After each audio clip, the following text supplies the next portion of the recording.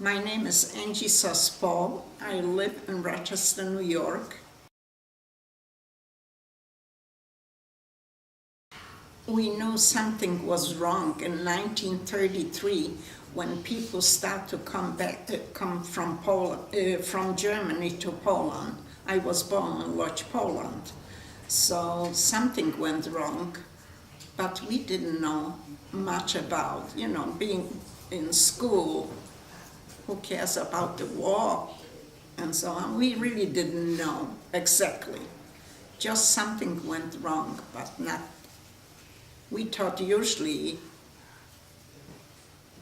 a war is about a land, and that's what the German wanted, to take the Gdańsk in order the Polish people shouldn't have to the Baltic.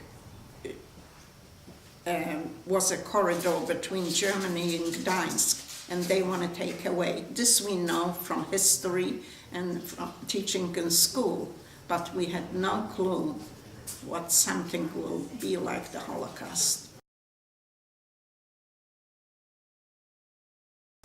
Well, I was a witness. I was with the Nazis because they took over the city. On September the 1st, 1939, we had 3 days of bombing in Lodz, Poland, where I was born, raised, and we lived there.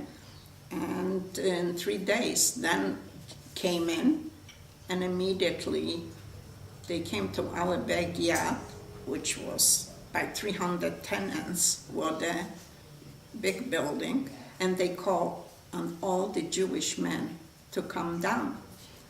Of course, my father went down. We lived on the second floor. We were running to the window what they wanted from the Jewish men, and we couldn't believe. We saw them beating them up, and of course the German had help, because the first guy, which he was wearing just a swastika on his arm, he was a Ukrainian. They helped them a lot. The Polish people helped the Nazis, because I don't think so they would accomplish as much if they wouldn't have any help from other people. Anti-Semitism was in Poland always, and we witnessed that too. But this was the first thing what we really realize what the war is going to be.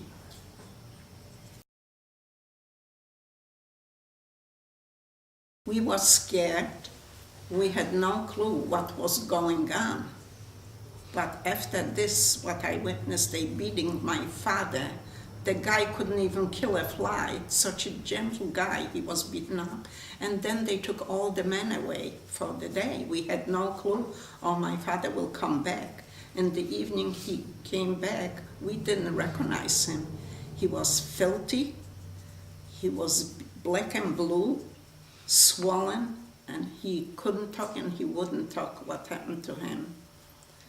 And then we saw what they started to do, the soldiers.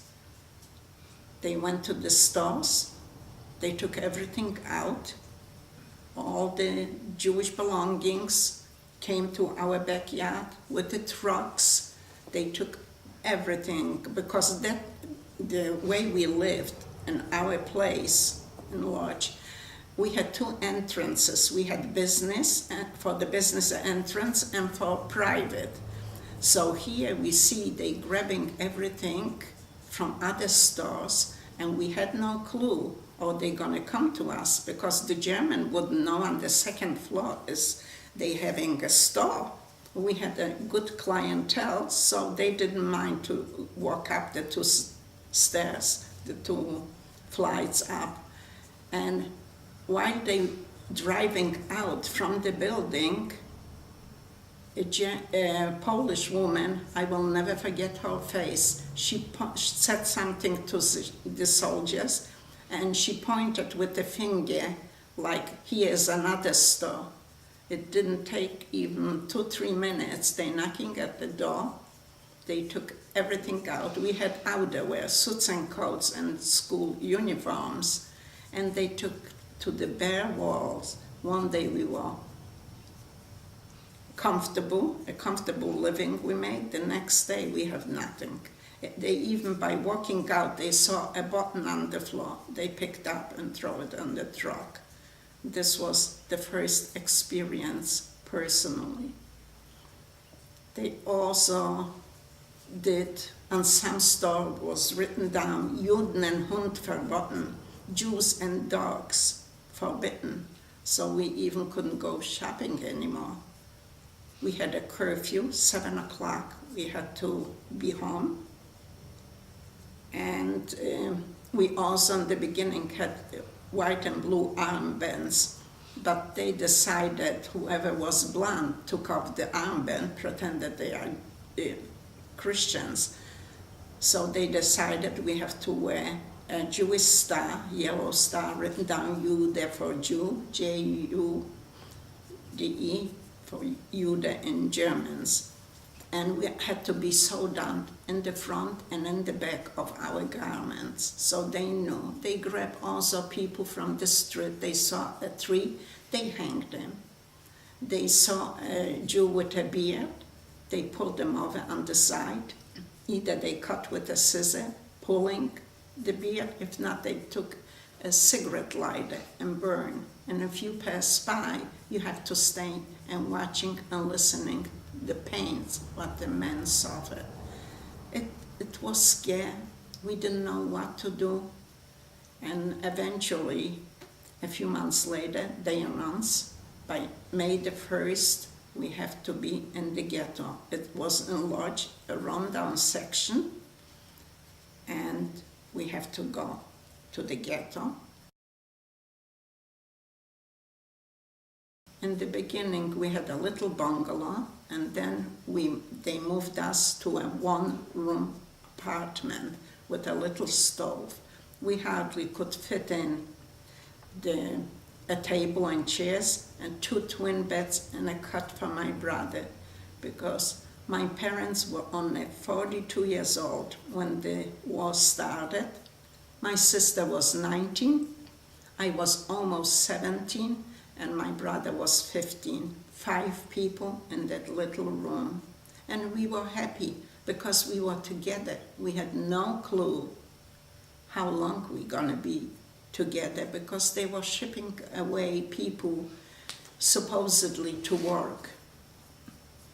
But after a few years, we found out to be killed.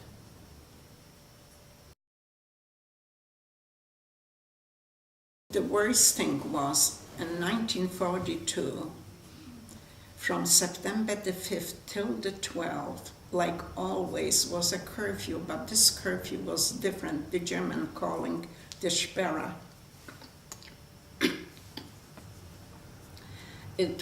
We had to stay home for 7 days. We had no clue what they want. Later on, we found out they needed at that time between 15 and 20,000 people to be deported.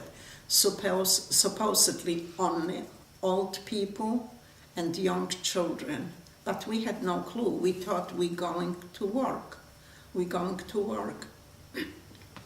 So what really happened, they called us out. They opened the door. We had to go out, and we staying in the line, and another woman next to me with a child, she was there too, from the apartment.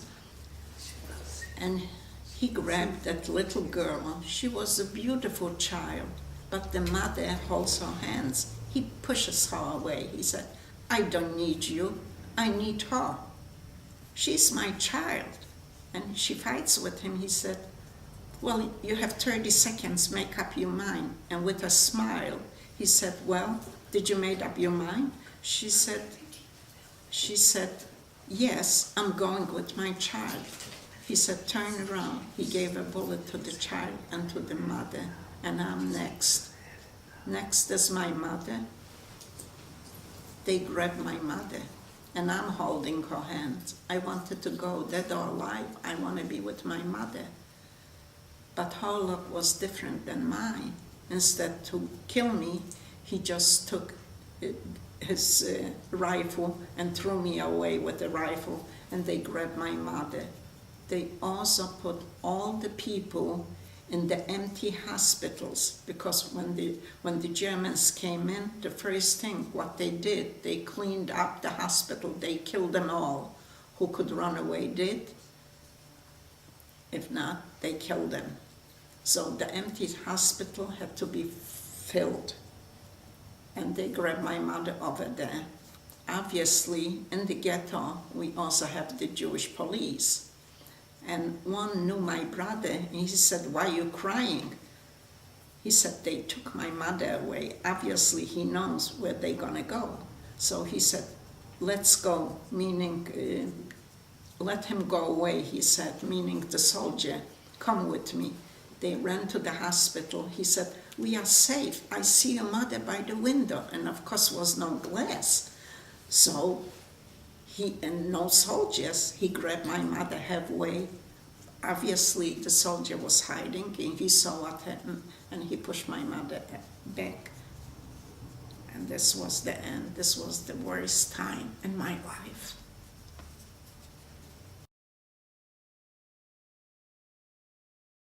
My mother, eventually, what they did, they took them on the truck, and they had already pipes, and with carbon monoxide, they were already killing the people, and they took them to Helmno. You might say Chelmno, because it's a CH to a little town. Later on was a death camp.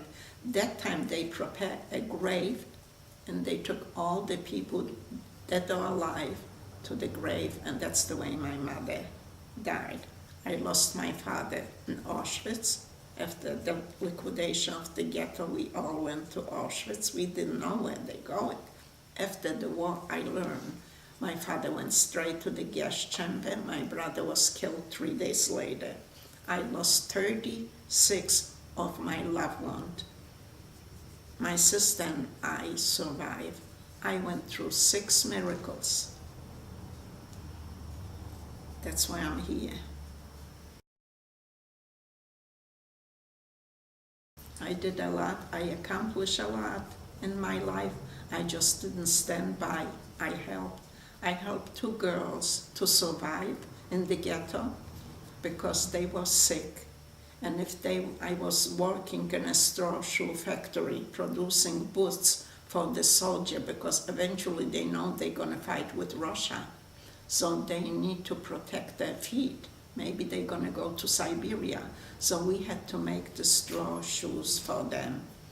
But next to me was sitting 2 girls, and they couldn't work. And at the end of the day, if they would show an empty sheet, they're gonna be killed. And I was brought up at home. My mother always told me, don't make fun of the children because they look different. Be good, have respect for the religion, and don't stand by. If you see somebody's in trouble, help. And I remember what my mother told me, and I really helped to sew for them the shoes. Nobody in the hall did, only Angie did, and I was so happy when they survived, not knowing I will help my sister survive too. Everything was through miracle, the way I saved my sister. And also at the last camp where I was, after Auschwitz and Bergen-Belsen, they sent us to an ammunition factory, and we had to produce bullets. It's a long story, so I will skip at the end. They transfer me in the same hall to control the bullets, and they told me, gave me a gadget how to control the bullets. If something is wrong, I have to go to the mechanic. His name was Fritz. They didn't know how Fritz hated the war, how he hated Hitler, how he hated killing innocent people. So he said, if you want, I will tell you how to sabotage the bullets. And I did, no questions asked, I just did, and we almost got caught, but was a little too late. The American liberated us. When the train started to come back from the front, trains, the length, I couldn't even see the end of the trains. So many bullets, what we accomplished, the both of us. And this is my pride. I just didn't stood by. And my mother was always in my mind, help somebody. And I still do.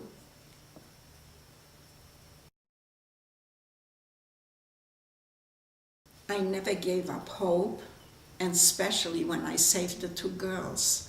I figured, Angie, go on with your life. My heart always said, you'll pull through. I thought I'm crazy because to listen to this, you survived, just you pulled through. So I never lost hope. I always believed in God in spite of it. And maybe in a little luck, maybe that's why I survived. More story to it, how we survived the liberation, the day of the liberation, because when we were there was also a little French camp. We were not allowed to talk to them. They were doing the same work. But one of the Frenchmen went to the office for some reason. He opens the door and he sees the guy who is in charge of our camp speaking. So he is waiting and he listened. So he was talking to the men, women, soldier in the office. He said, I just received a telephone call to take all the 1,500 girls and take them to the barbed wires and electrocute them. Because 8 miles away, the American army is there, will take them 2 days to come to our camp. And we don't want to have any witnesses. His answer was, I am old, I will not fulfill your order. He said, I had a good life, let the girls will liberate it. The Frenchman went to his camp and told the stories, and they went to the main cable and cut off all the electricity. And we have no clue when we came home from work. And it's dark, we have no food, but the Frenchman beyond our barbed wire, smiling, we saved you, we saved you. And this was the story why we, through miracles, really, we will survive.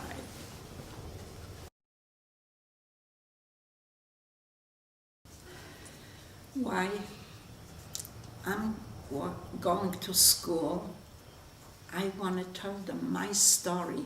When they see a survivor speaking, change their minds, their brains, their attitude. And also, at least my parents didn't die in vain. I'm telling the story because I have at home almost 8,000 letters. And the result is how I changed their lives, and they begging me, continue speaking, because you're making a big difference in our lives. They wouldn't, the respect starts with them. They wouldn't say never shut up or I hate you. And I changed their life, and I feel good about that after having the letters, seeing, and I keep them in very much in order. So if I'm gone, and of course everybody will, but at least the generation after me, the second, the third, the fourth, will take some books, what I put everything in the folders, to see Grandma not only live and die in spite of this. I made a contribution to the people, to the country, to make a better way to live.